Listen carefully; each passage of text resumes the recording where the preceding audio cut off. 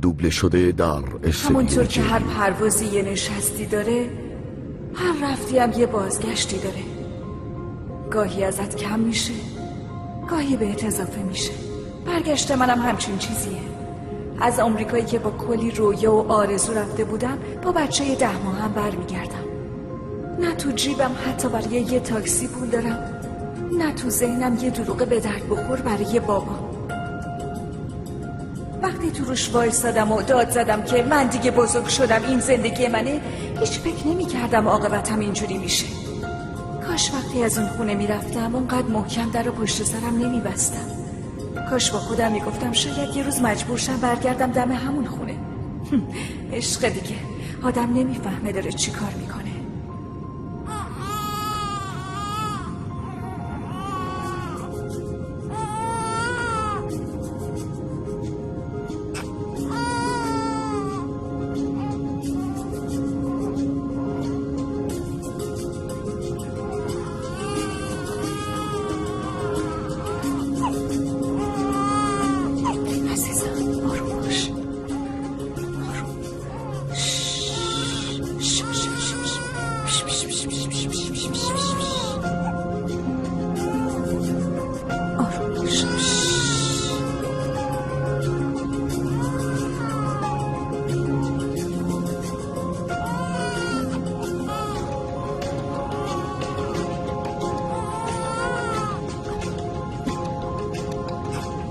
ببخشید.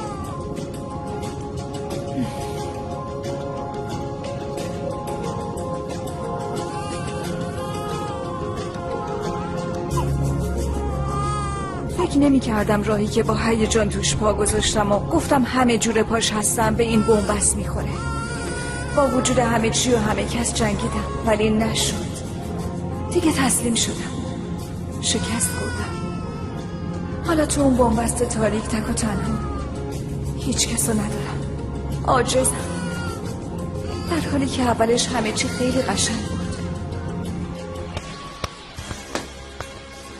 اولین تجربه هم با ارتان بود، اولین خنده ها، اولین نگاه ها، اولین آغوش و اولین لگد زندگی.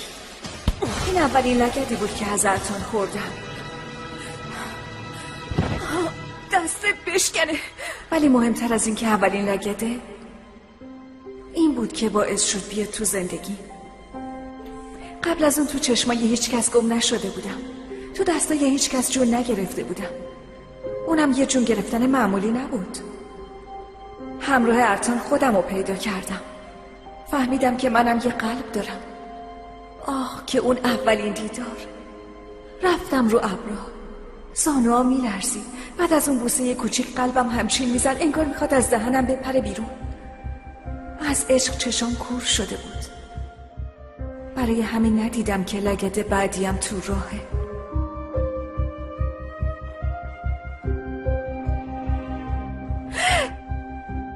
بابا، هی، چه ربطی داره؟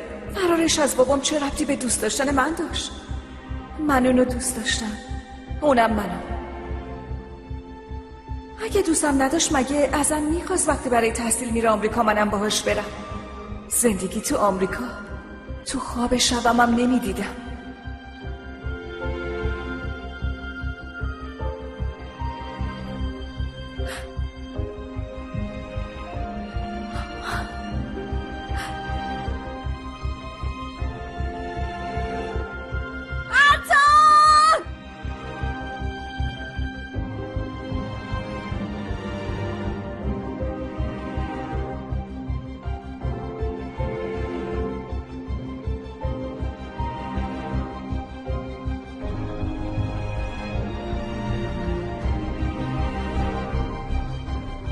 دیگه هیچ که برام مهم نبود. انگار تو دنیای به اون بزرگی فقط ما دوتا بودیم. آزاد بودیم، خوش بودیم، عاشق بودیم. هیچ کس زنگ نمیزد چرا دیر کردی. وقتی با مرد مورد علاقم تو کوچه خیابون میگشتم نمیترسیدم در همسایه ما رو ببینه.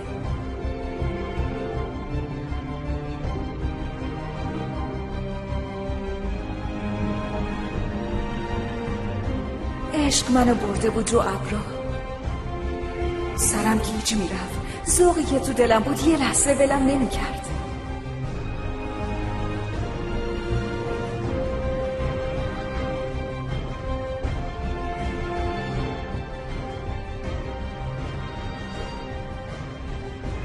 با سرعت برق داشتم به سمت ابرا بالا میرفتم.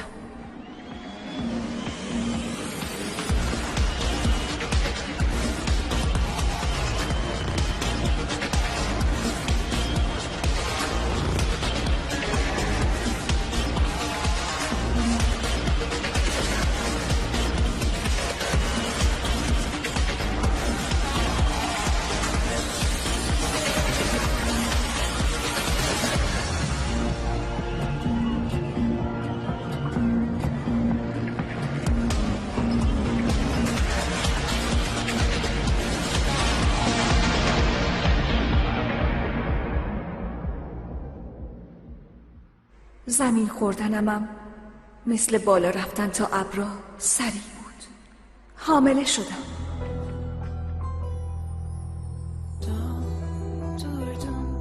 معذرت میخوام، فعلا نمیتونم باهات ازدواج کنم. نمیتونم این بچه رو قبول کنم. یعنی چی؟ من آمادگی مادر شدن رو دارم. اون وقت تو برای ازدواج آمادگی نداری ارتان؟ آره؟ انگار تو نمیدونی بچه دیگه 3 ماهه شده. بندازیمش. شده دار sana öyle gelmedi mi? Yok mu hiç cesaretin içimde emanetin? البته که نمیتونستم بندازمش. زینب! زینب! زینب!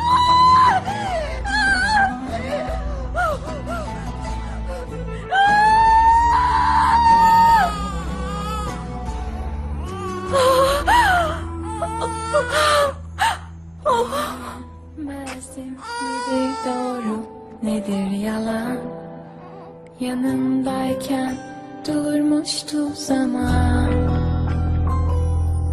Bitti. گفتم شاید این بچه تغییرش بده. باعث شه همه چی رو از اول شروع کنیم.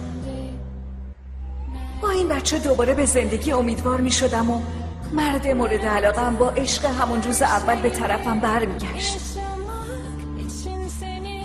صبر کردم که شاید بیاد. انتظار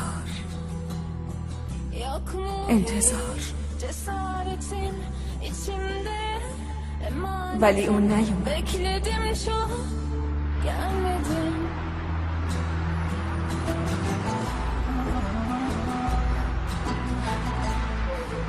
و این آخرین و محکمترین لگدی بود که به هم زد. با بچه‌ای که تازه به دنیا آمده بود تک و تنها تو خیابون. ولی تسلیم نشدم. تو این کشور کلی مادر جوون مثل من میتونستن رو پای خودشون وایسن. پس چرا من نتونم؟ من میتونستم پذیرایی کنم، قهوه بریزم یا سفارش بگیرم. الانم درست وقتش بود که ثابت کنم زمین نخوردم و هنوز سر پام.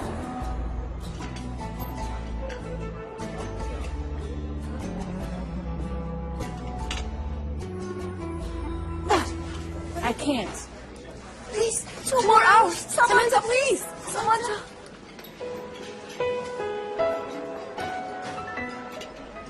ولی نتونستم. اگرچه حدود 1 سالی حتی به خودم هم اعتراف نکردم، ولی باخته بودم.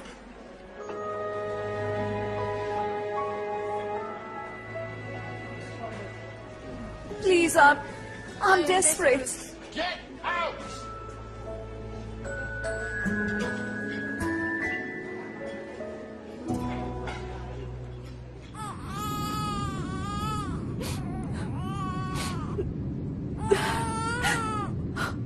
عزیزم تموم شد دیگه. آروم باش عزیزم.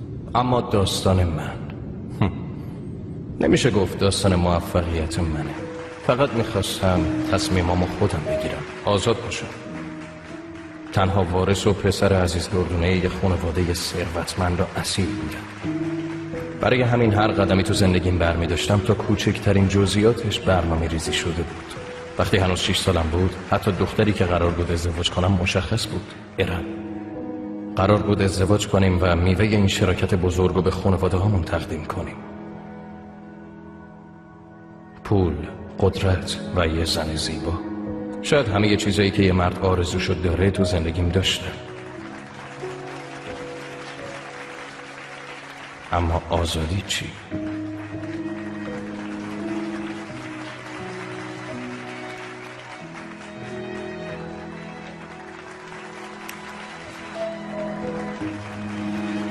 متاسفانه هیچ وقت برنامه‌های خانوادم با خواستای من همخوانی نداشت. فرار کردم تا بتونم قدرت مخالفت پیدا کنم. برای اینکه فرصت پیدا کنم اول از مدرسه شبانه روزی، بعدشم از آرزوی تحصیل تو آمریکا استفاده کردم. خلاصه اینجوری بگم، برای دور شدن از خانواده و نامزدم هر کاری کردم.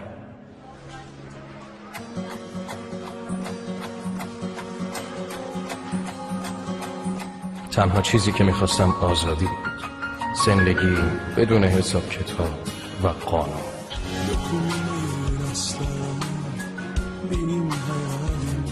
و آزادانه عاشق شدن.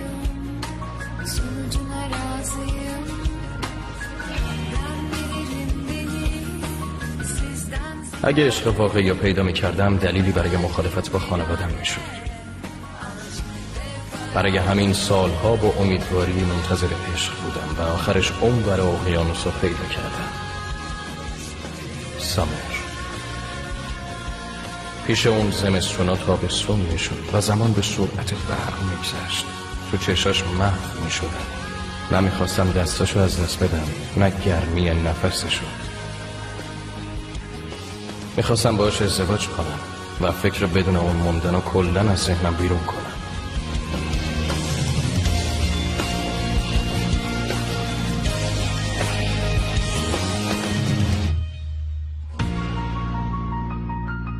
نمیتونستم اشتباه کرده باشم.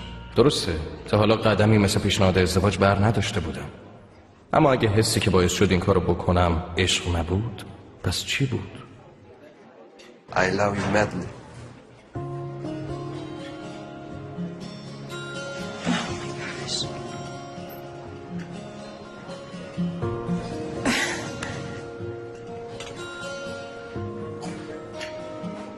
Would you marry me?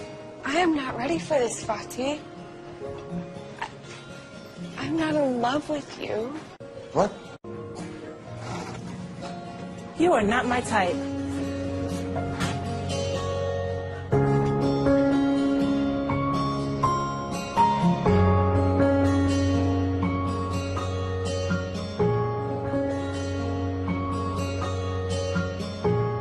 عشق چی بود؟ کجا بود؟ با کی بود؟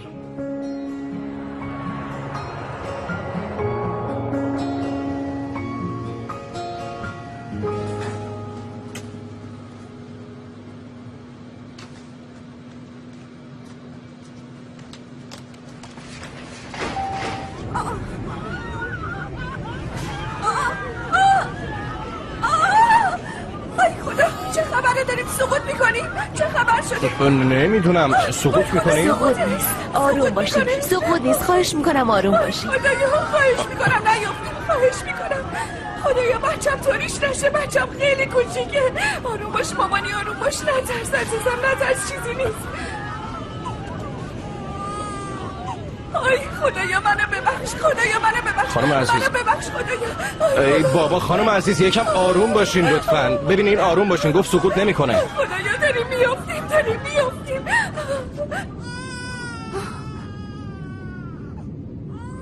آها چی کار داری میکنی آقا؟ واسه چی بغلم کردی؟ آشغال. خانم چی دارین میگین؟ شما اومدین تو بغلم نشستین، آشغال منم؟ مگه من عمدی اومدم نشستم بغل جنابالی؟ هواپیما تکون خورد منم افتادم اون اونجا. توربولنسه. خودم هم میدونم اسمش توربولنسه. عقل کل. قسمت عیونی همه عقل کل تشریف دارن نه؟ عجب گیری کردیم ما. ای خانم بابا. محترم لطفاً بشینین سر جاتون. نمیتونم بشینم اونجا. جای من اونجا نیست. جای من اون پشته. ظاهرا مسافرای قسمت اکونومی هم از شما جونشون به لبشون رسیده.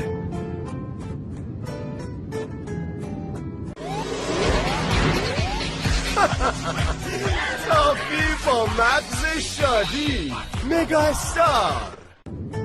ولی من بچه ها رو دوست دارم. بفرمایید راحت باشین. از طرف ما اینجا نشستنتون مشکلی نداره.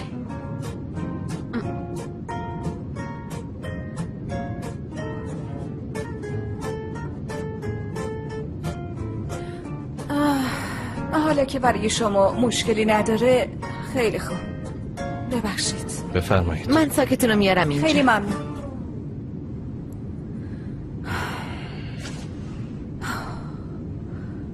خدای شکرت، خیلی ممنون.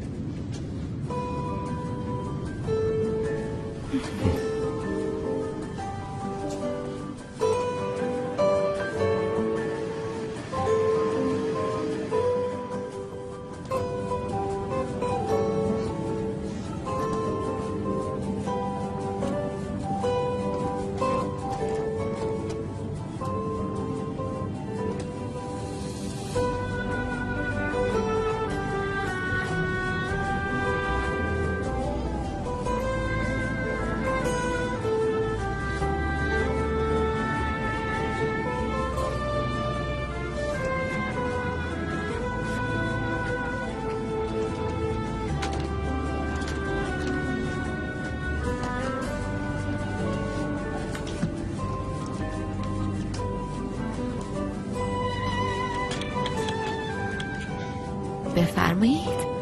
ممنون. اینم برای آقا کوچولو. خیلی ممنون. بیا بیا یه شیر بخور. بیا. چیه؟ نمیخوای؟ به سلامتی زنده موندن ما. بیا. نه نترس چیزه. خب تو خواب بودی، منم گفتم نیفته زمین، به خاطر همین بغلش کردم. خیلی ممنونم. معمولا همچین اتفاقی نمیفته ولی خوابم برد. حتما از هواپیماست. معذرت میخوام. نه مهم نیست. ما خیلی هم بهمون خوش گذشت. با هم مشق میکنیم. جفتمون هم خالص دوست داریم. از دستکاری خوشمون نمیاد. ولی انگار کیفم هم دستکاری کردی چون شیشه شیرش دستته. نه درباره این خانم مهماندار کمکمون کرد. این گرسنش بود، البته زیاد از این خوشش نیامد. چون که خوشش نیامد چون متاسفانه هنوز از شیر مادر دست نکشیده. بیا ببینم. بیا مامانی.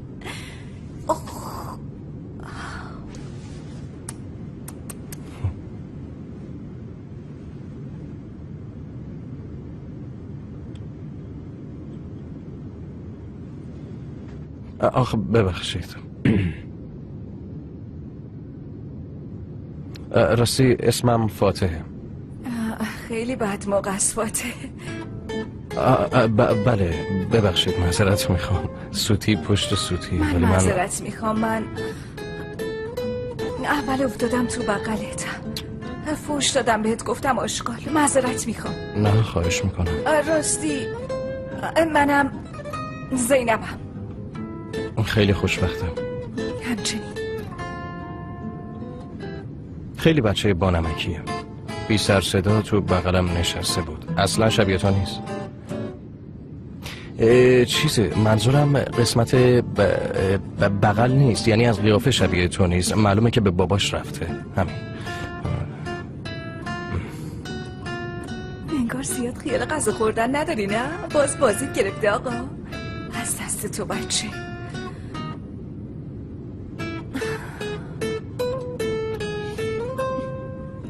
تو آمریکا زندگی میکنی؟ یه مدت اونجا بودم، تحصیل کردم، گشتم. الان هم دارم برمیگردم. تو چی؟ من 2 سال نیویورک زندگی کردم. الانم میرم پیش خانوادم. پس بابا رو تو خونه گذاشتین میرین ددر ها؟ آره فسقلی؟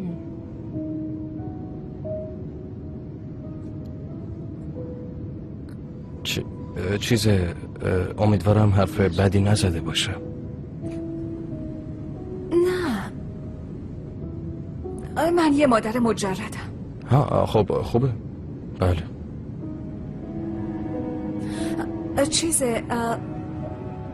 سوء تفاهم نشه. منظورم اینه که من چیز کردم، از اسپرم به دنیا آوردم. یعنی از بانک اسپرم. از بانک، یعنی از بانک اسپرم. بانک؟ جسوری. حتما خانوادت هم بهت افتخار میکنن. آره بابا، چه جورم. راضی نیستم. نمیدونن و من چه جوری قراره بگم اونم نمیدونم. مشکله. آره خیلی. راستش تنها چیزی که لازم دارم زمانه. یه کوچولو زمان. که چی بشه؟ ولش کن. ما تا الانش هم خیلی سرتو بردیم. نه خواهش میکنم. نه مسافرای عزیز، برای فرود آماده میشید. لطفاً سر جاهاتون بشینید و کمربندتون رو محکم ببندید. صندلیتون رو صاف کنید و تا فرود کامل حرکتی نکنید. حواسمون پرت شده بود. وسایلم بالای صندلی خودم مونده. ما دیگه بریم سر جامون. بریم عزیزم. بیا. این خیلی ممنون. خیلی ممنون. بیا عزیزم.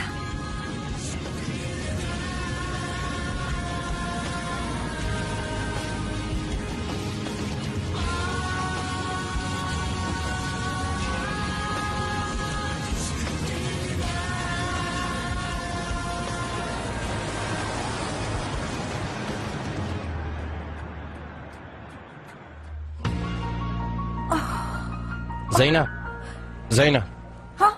این مون پیش من. ای وای، زندگیمو نجات دادی.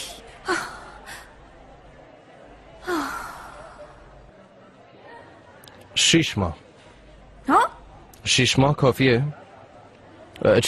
خب تو هواپیما گفتی دلت میخواد یکم دیگه زمان داشته باشی واسه این که این وضعیت بچه رو براشون توضیح بدی. منظورم اونه. چی کار میکنی؟ زمانه نگه میده؟ نه خب، ولی منظورم اینه که وضعیت منم به شرایط تو بیشباهت نیست. منم به زمان احتیاج دارم. شاید بتونیم به هم دیگه کمک کنیم. من متوجه نشدم از چه جور کمکی حرف میزنی؟ چیز دیگه زنم میشی؟ یواش برو. تو هواپیما حسابی مست کردی یا تو بخش عیونی الکل نه تو اشتباه برداشت کردی. راستش من هر چیز زودتر باید با یکی ازدواج کن. یه عالمه برنامه ازدواج هست که واسه همه زن میگیره. نه اونجوری نه. خانوادم میخوان به زور یکی رو واسم بگیرن. به اسم شدی؟ آره به زور. منم برای اینکه این ازدواج رو به تأخیر بندازم باید یه بهانه پیدا کنم. تو هم که به زمان احتیاج داری. اگه ما دوتا رو زن و شوهر بدونن حتما اون جریانم ول میکنن. ها؟ خب بعدش چی میشه؟ بعدن فکرشو میکنیم. ببین من خانواده ثروتمندی هم دارم. اگه بخوای میتونم بهت پولم بدم. تو فکر کردی من چیم؟ مگه من خود فروشم؟ وقتی که بی شعور پولت بخوره تو سرت. بابا ای خدا معذرت میخوام. ببخشید زینب، منظورم این نبود. زینب از اولش باشه ببخشید. زینب باشه یواش همش چرت و پرت میگی بعد میگی ببخشید. خیلی سنگین شده. زینب ببین من سالهاست فرار میکنم. من رفتم آمریکا فقط برای اینکه بتونم جوری که خودم میخوام زندگی کنم. اما دیگه جایی ندارم فرار کنم. تو هم که این وضعیت رو برام گفتم شاید بتونه پیشنهاد منطقی باشه واسه جفتمون. متوجهی؟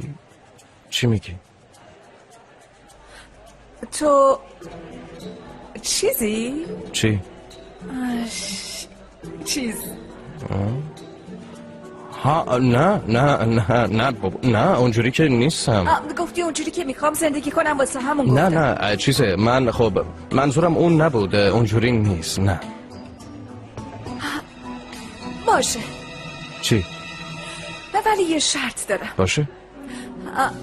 همونطور که منو به عنوان زنت به خانوادت معرفی میکنی، منم به خانوادم میگم پدر بچه من این مرده. اوکی تو فقط بله رو بهم بگو باشه. خواهش میکنم لطفا.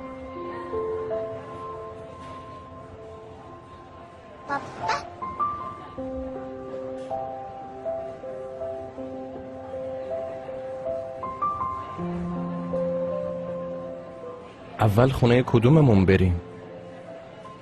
اول بریم خونه شما. بیا بابایی بیا. اونو بده من، خیلی سنگینه.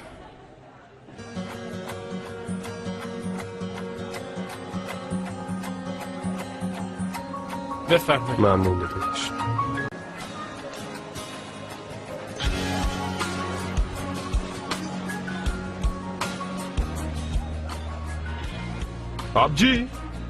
آبجی زینب، من اینجام.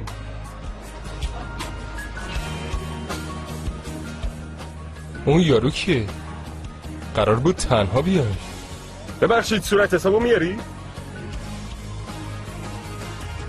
راننده اومد. راننده؟ تو راننده داری؟ راننده بابامه. خوش اومدین آقا فاتح. بودو مصطفی در بکن. بودو ممنون.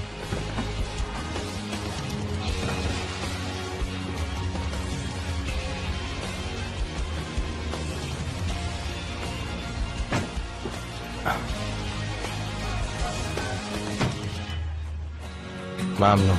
میتونیم بریم.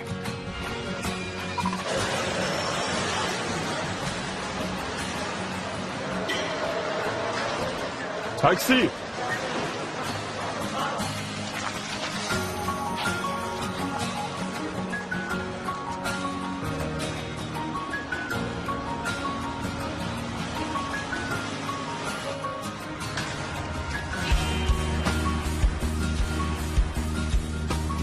اینجا کجاست؟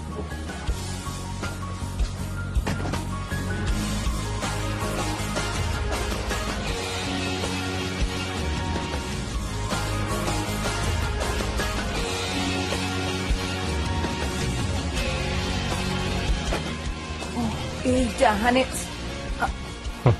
ببخشید. مهم نیست. خیلی ممنون.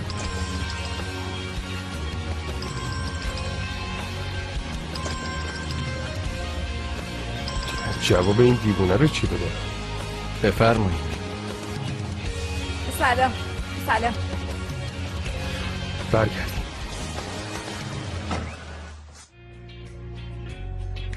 پس یه کاری بکنیم. تو همینجا باش، من برم تو وضعیت رو واسه مامانینا بگم، بعدش تو بیا که بریم تو.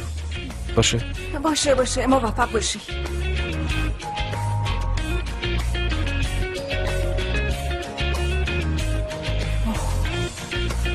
ایوه عجب خونه ایه.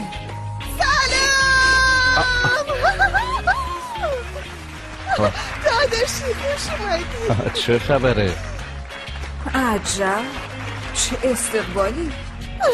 به خونه خوش اومدی پسرم. فاتح جون خوش اومدی جونم. خوش اومدی. عزیزم پسر خوش تیپ مامان. به خدا از نگاه کردنت سیر نمیشه. هم یکم هم من نگاش کنم.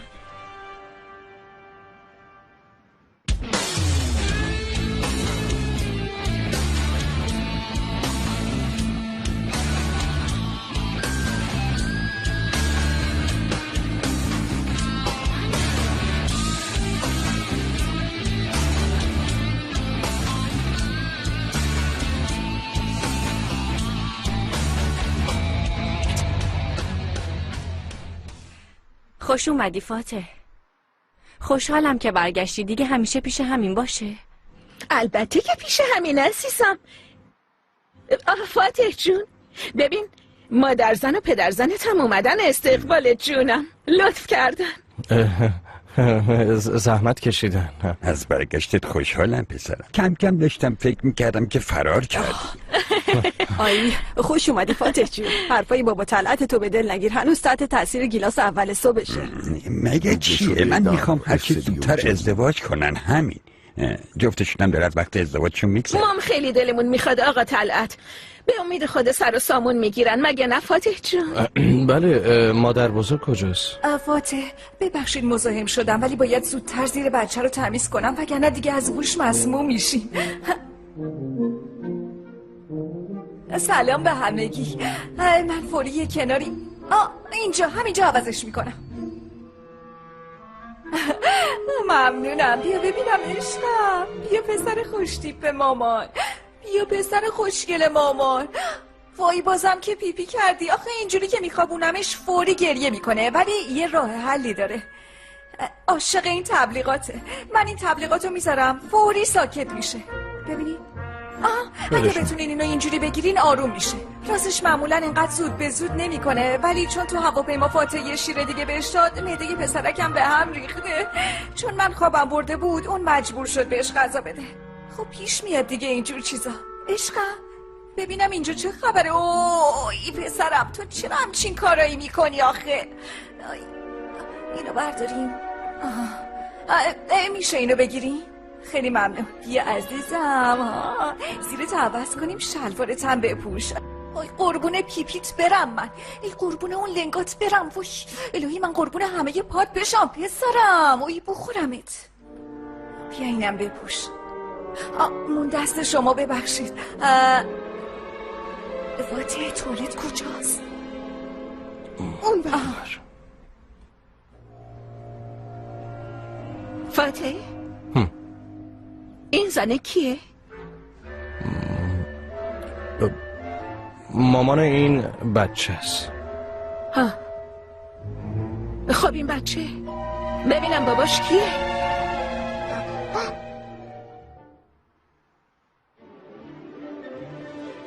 جونم پسرم.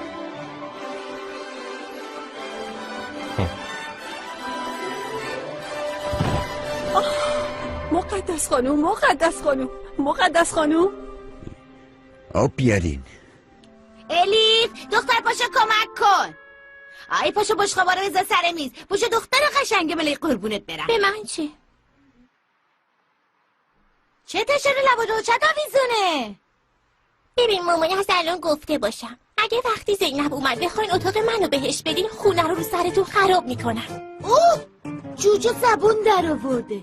زینب از اتاق خودش بیرون میکنه. خانم کوچولو منو نگاه.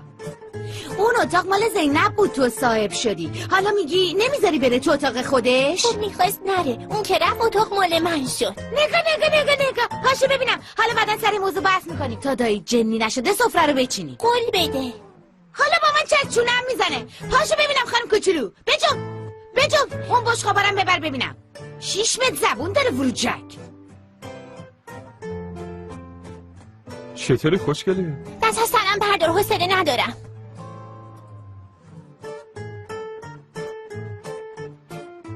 شیش ساعت کدوم گوری هستی؟ جواب اون گوشی واموندتم که نمیدی ها؟ مامان دایی کم بود تو هم شروع کردی. چیه سینجینم میکنی؟ خب نگران شدیم پسر. ببینم قرار بود زینب امرو بیاد. ببین ساعت چند شده هنو نیومده. نکنه تو تاریخش اشتباه شنیدی ها؟ نه مامان اشتباه نشنیدم. اومدن نگران نباش. اومدن. اوی نکنه با اون اومده. با اون اومده. یه بچه‌م تو بغلشه. بچه؟ اوی او رو نگو. به خانداداش چی بگم ها؟ نه اینش به من هیچ ربطی نداره. نهار چیه؟ گفت همراهش زهرمان میخوای؟ جواب منو بده خانداداش. او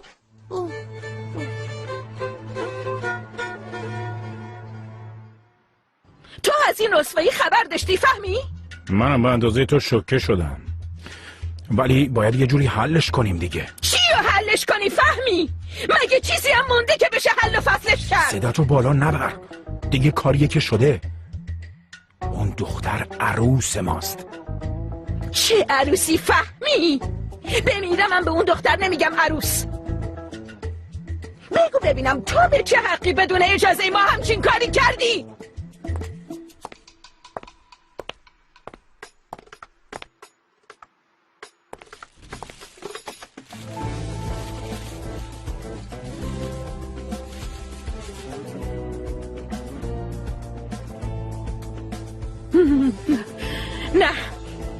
من نمیتونم حضورتو حذف کنم.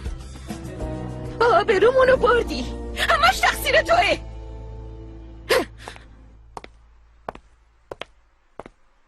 مقدس، بچه ها از راه رسیدن، استراحت کنن، بعداً درباره این جریان صحبت میکنیم. سلام، من زینبم.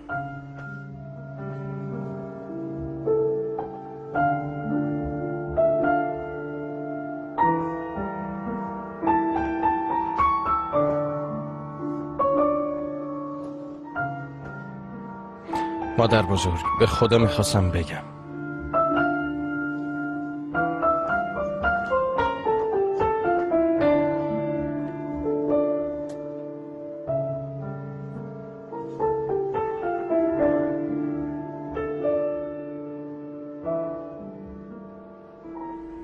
مسیر شدی؟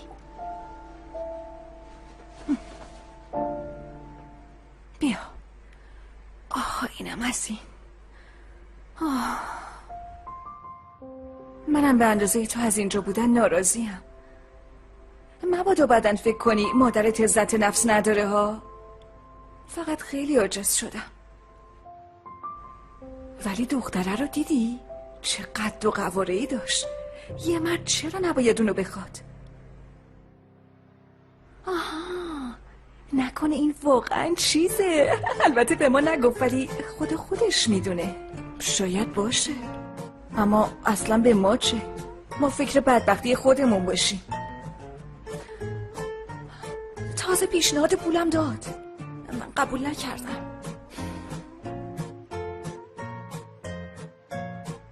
میگه قبول میکردم؟ ولش کن، تو این قسمت داستانو فراموش کن. باشه عشق مامان؟ آفرین. باشه مامانی.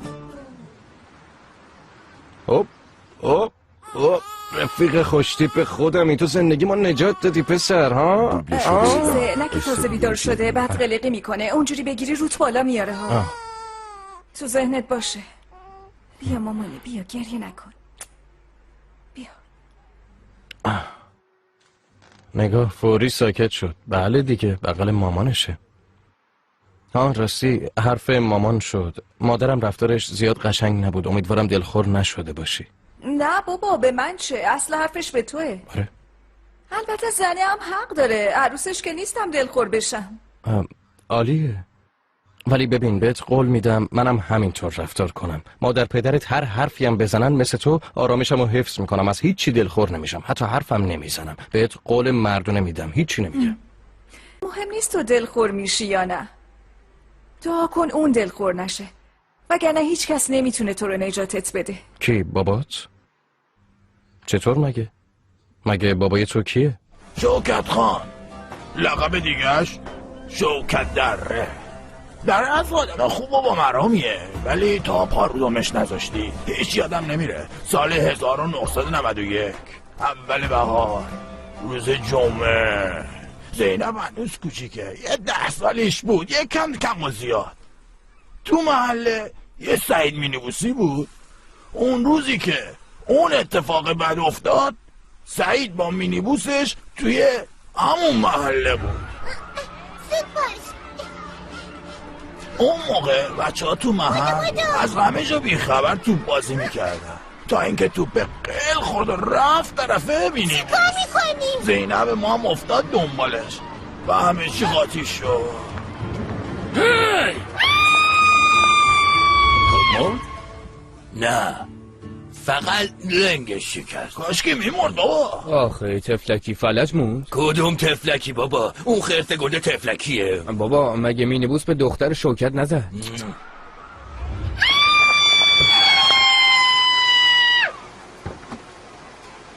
آخه بچه جون، حواست کجاست؟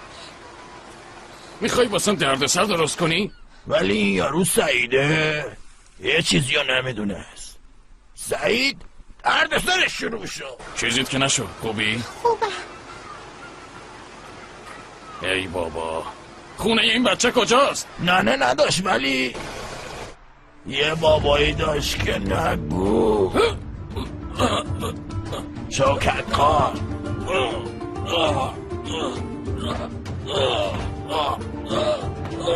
اگه یه معذرت خواهی میکرد دستش نمیشکست دیگه. عمو مگه نگفتین پاش شکسته؟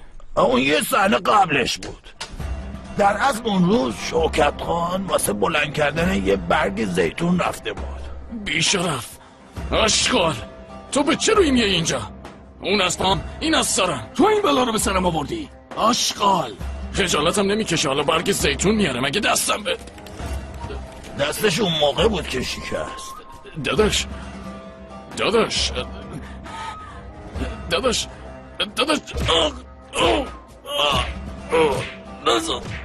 اون روز دستش نشکست، قفسه سینه و استخون کمرش بود. نبود. چاخان نکن. چاخان نیست، سرش رو تنش سنگینی کرده بود. مردی که داشت قاتل یه بچه میشد بعد از شکستن دستش واسه شوکت خان پیغام فرستاد که ازش شکایت میکنم. شوکت خانم اینو که شنید پاشد رفت بیمارستان، اونو مرخصش کرد.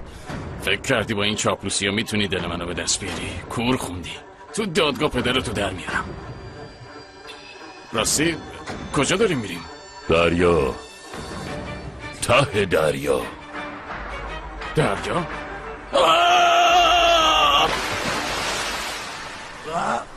مرخص شد. واقعا که این شوکت یه جور رم و مروت نداره، یعنی طرف تقصیری هم نداشته. اگه میزد چی؟ پای زینب وسط باشه خون طرف حلال پسر. این خود نیست بهش میگن شوکت داره.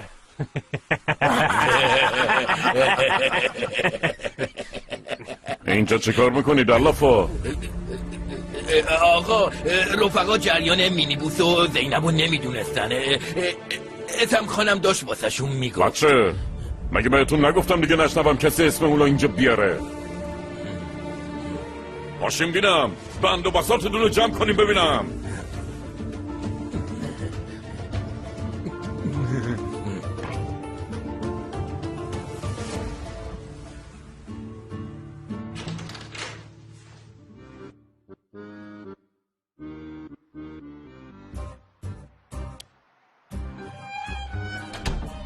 دستشویش قد خونه نیویورکمونه.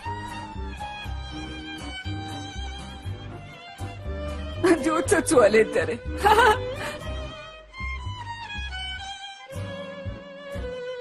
تو توالت تابلو هم هست. مگه تو کار حلوا نبودن؟ تو صابون سرمایه گذار. چه بوی خوبی هم میده. اینجا چند تا صابون گذاشتن؟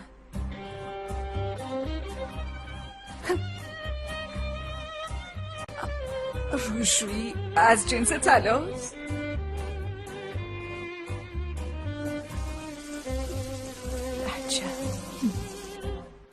نوامو بدش من ببینم. نوه؟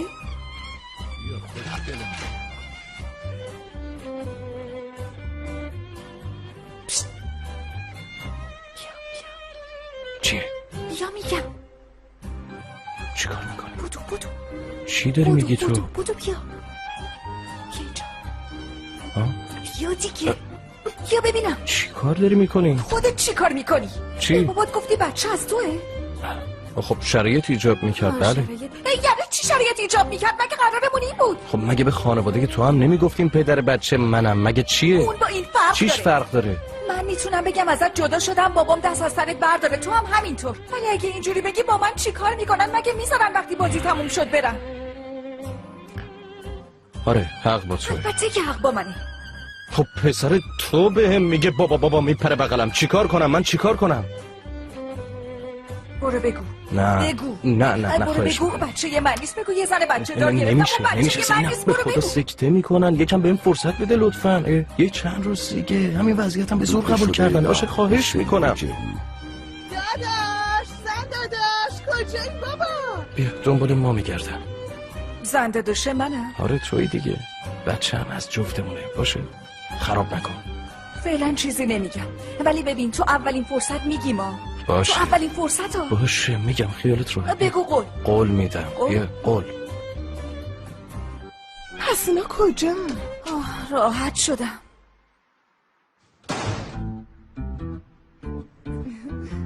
چیز میکردیم. چیز؟ اگه مزاحمم برم. آرایش. دوتایی. آره. من اینا سرم نمیشه. قبل مادر بزرگ سر میز باشین، بعد غذا هر کاری دلتون خواست بکنین، کل شب اخم و تخم نکنین، زود باشین بیاین. باشه جونم، اومدیم. میگیم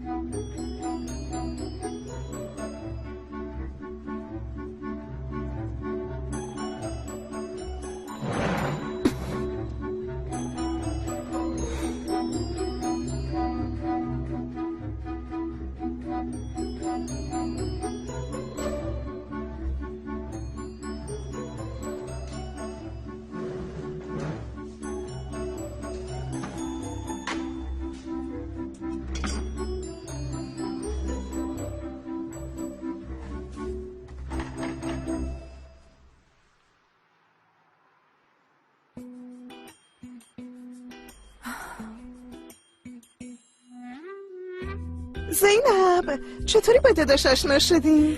محل کاره. تو خیابون محل کار. آره.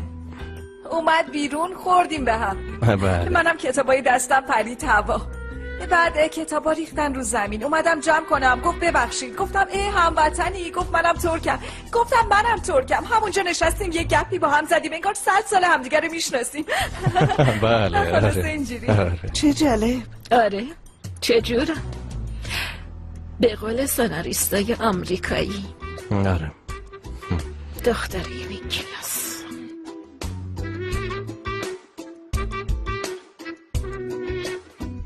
اول برای مهمونا بریز دخترم. نفرمایین وارد خاتون، این چه حرفیه؟ فاتح مهمونه، انگار از غریبه حرف میزنی. من نزدیکی نمیبینم. نگو مادر بزرگ. پسرم، سر ازدواج غریبه این. زن و بچه تو اولین بار میبینی. چی کار کنیم؟ ما هم گفتیم مهمون حبیب خداست. خوش اومدیم. ای بابا. بله باید بهتون خبر میدادم، قبول دارم. واقعا معذرت میخوام، اما خیلی یهویی شد، نفهمیدم چجور شد. مشخص عجولانه بوده. مقدس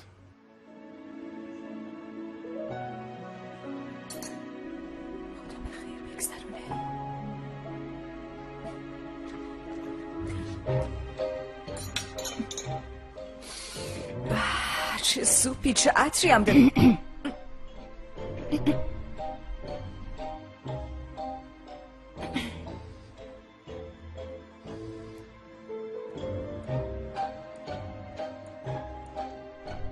بفرمایید.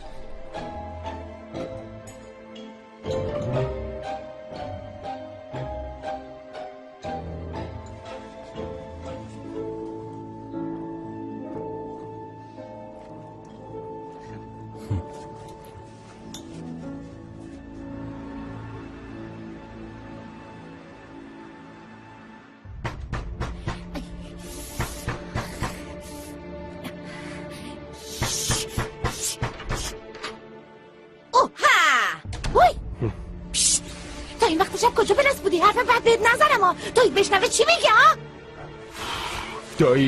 دایی به جهنم بشنوه. خسمت بشه نیم وجبی واسه من زهر ماری خورده. دوم در آوردی ها. ببین دایی مایی سرم نمیشه. این دپایی رو نگاه کن، در میارم میگیرم دستم تاک و تک میخوریم میزنمه. من که بچه 5 ساله نیستم، تا کی باید حساب پس بدم؟ از یه طرف دایی، از یه طرف تو، بس دیگه. زینب حق داشت از پیش ما رفتش. اینجوری حرف نزن او رو خود میگم مامان، میگم نگو مادر جان نگو. بشنوه مامان، به درک کل محل بشنوم بدونن تقصیر اونه که زینب از پیشمون رفت.